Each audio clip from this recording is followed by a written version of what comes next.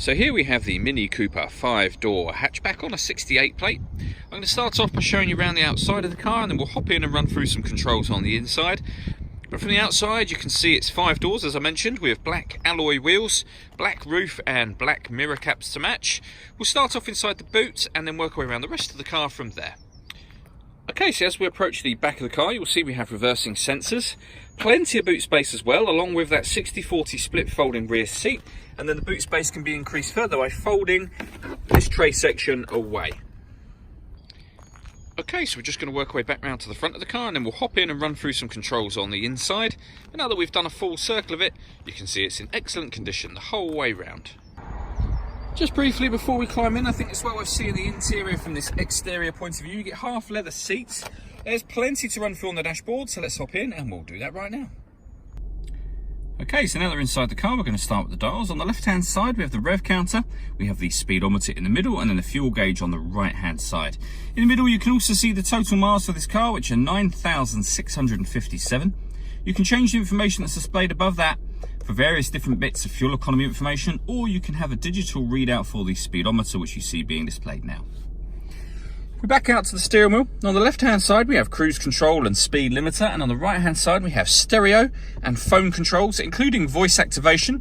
So you can hit that button, ask it to dial anyone in your contacts list, and it will do that for you without you having to take your phone from your bag or pocket. That is, of course, once you paired the phone up, and that is done over on the central screen just here, under the communication heading. And then you can go down to manage mobile devices and connect a new device.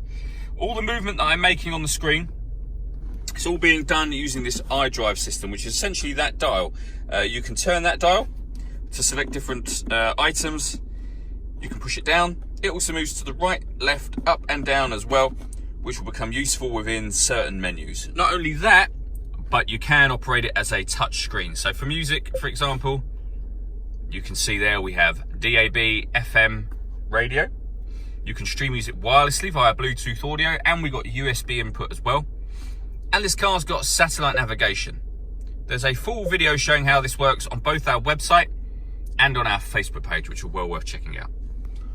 Below that, we have dual zone climate control, so you can adjust the driver temperature and passenger temperature, the fan speed, the direction you'd like the air to be distributed in, and then the air conditioning is on when that light shows, so it's on at the moment, or off. Or you can hit auto. The car will now maintain 17 degrees by taking control of the fan speed itself, which you can see and hear it doing. Press auto again to put it back onto whatever setting you had it on previously. Below that, we have a few buttons. Starting from the left, we can turn off stop and start. So this car's designed to cut out when it's stationary in traffic to save you fuel. That'll turn it off. That starts and stops the engine. This one will turn off traction control. And then on the far right-hand side, you can put the car in sport mode, green mode, or mid mode, which is its everyday driving mode. So if I push that up to sport, you can see we're now in sport mode. Back down to mid, and at the bottom we have green.